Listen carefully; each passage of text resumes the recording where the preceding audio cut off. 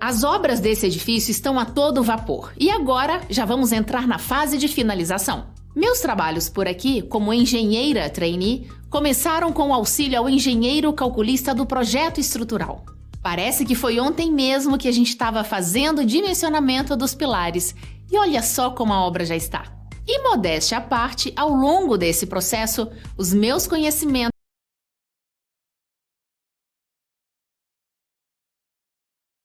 sobre as características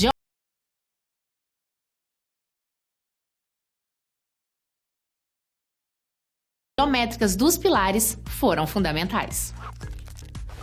Dentro das características geométricas recomendadas pela NBR 6118, uma seção transversal nunca pode ter dimensões menores que 19 centímetros. No caso de alguma delas estar entre 12 e 19 centímetros, as ações são multiplicadas por um coeficiente adicional conforme a seguinte equação, na qual B é a menor dimensão da seção transversal.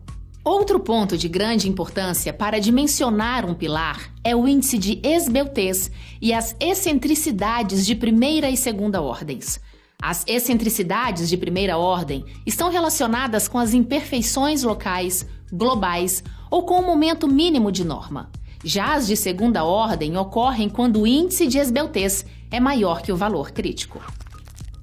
Aqui na obra, a verificação do índice de esbeltez ajudou na economia de aço do projeto. Mas esse índice também pode ajudar a determinar se um pilar é estruturalmente possível de acordo com um determinado projeto de arquitetura. Nessa obra, nós ainda tivemos a oportunidade de trabalhar com os 3 tipos de pilares: os intermediários, os de extremidade e os pilares de canto. Os pilares intermediários são aqueles que têm a compressão centrada como único esforço. Tudo porque as lajes e as vigas são contínuas sobre o pilar. Dessa forma, não existem momentos fletores de primeira ordem em suas extremidades. Essa situação é bem diferente nos pilares de extremidade, que estão geralmente posicionados nas bordas das edificações. Neles, as seções de topo e de base sofrem uma excentricidade de primeira ordem, que pode ocorrer na direção principal X ou Y. Por fim, os pilares de canto são aqueles posicionados nos cantos dos edifícios. Nesse tipo de pilar, temos a flexão composta oblíqua e, assim, os momentos fletores de primeira ordem nas duas direções do pilar e as excentricidades iguais a E1x e E1y. Após esse levantamento, podemos calcular o momento total pelo método do pilar padrão e depois obter a área de armadura de cada pilar com a utilização de ábacos. Já deu para perceber que fizemos muitos cálculos para que esse edifício fosse erguido, né? Mas nosso dia a dia vai muito além. Inclusive, eu conheço uma reportagem que mostra bem como isso funciona. Olha só.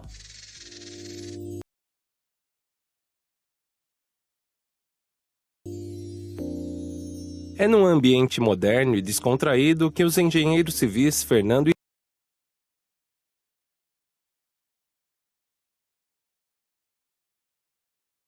e Raul exploram conceitos matemáticos como área, massa, ângulos, mas calma, não estamos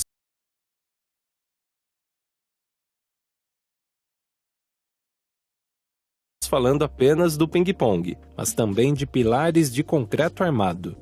Falar de pilar é talvez falar dos elementos mais complexos da estrutura, ou os mais importantes. O dia a dia de um calculista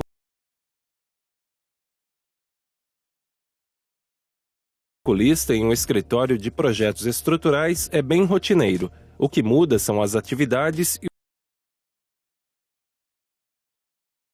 e os projetos, os problemas e as complexidades de cada etapa de um projeto. De maneira geral, a gente trabalha com 3 etapas de projeto. O estudo preliminar é onde o engenheiro faz toda a concepção estrutural, o lançamento dos elementos, dos pilares, das lajes, das vigas, e apresenta uma primeira planta de formas para o cliente. O pré-executivo, aí já um nível um pouco mais detalhado, a gente usa para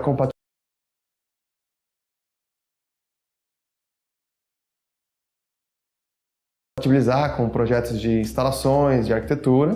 E depois de aprovado, a gente parte para o executivo, que aí sim é um projeto bem mais detalhado e inclui todas as armações de todos os elementos de estrutura,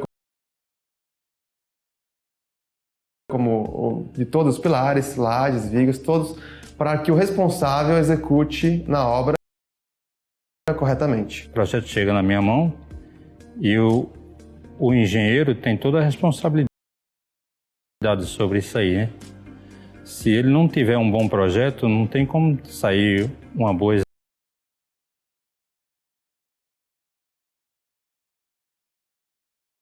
execução. Para Raul, o principal desafio no dimensionamento de pilares diz respeito à otimização. É ter uma boa concepção, entender a dimensão do pilar, porque se você aumenta muito o pilar, você vai diminuir a armação, mas se você diminuir o tamanho do pilar, você aumenta a armação. Então, o critério de otimização de pilares, que hoje que a gente foca bastante aqui, talvez seja um dos maiores desafios, que a gente tem uma estrutura econômica e também segura ao mesmo tempo. Raul aponta quais as precauções que um calculista deve tomar para garantir a segurança estrutural de edifícios em concreto armado. Primeira coisa que eu diria é, com certeza, seguir as normas. A 6118, que é de concreto armado, teve uma revisão esses tempos atrás, e além disso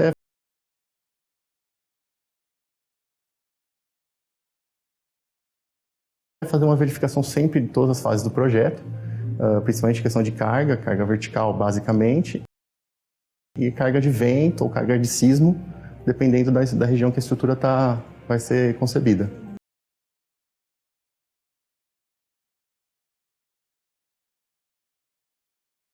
Verificações manuais e com planilhas para checar resultados obtidos por meio do TQS, software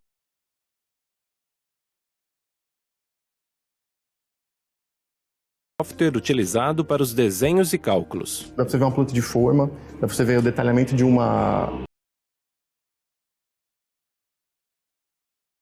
pilar, dá para você ver o detalhamento de uma viga, dá para você ver o esquema estrutural do edifício, dá para você ver o erro de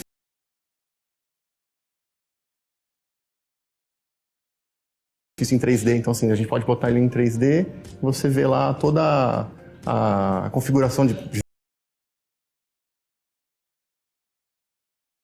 viga, pilar, laje, até para compatibilizar e entender se está tudo certo, é uma ferramenta bem legal. Para Fernando, o estudante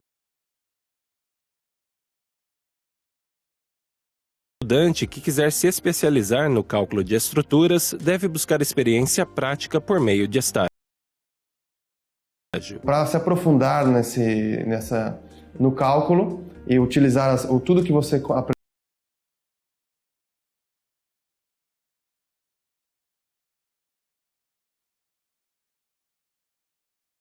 aprendeu na faculdade, buscar um estágio em um escritório de cálculo de estruturas para se aprofundar, então, e iniciar sua carreira nessa atividade. A concepção dos pilares, portanto, é uma das fases mais importantes de um projeto estrutural. Para você ter uma ideia, o mau posicionamento de um pilar e a má avaliação do dimensionamento dele podem aumentar os custos da obra e até pior, as estruturas podem ficar instáveis, um perigo. Mas aqui a gente faz tudo certinho. Por isso, eu vou continuar com os meus cálculos. Enquanto isso, continue estudando sobre as estruturas de concreto armado. Combinado? Até mais!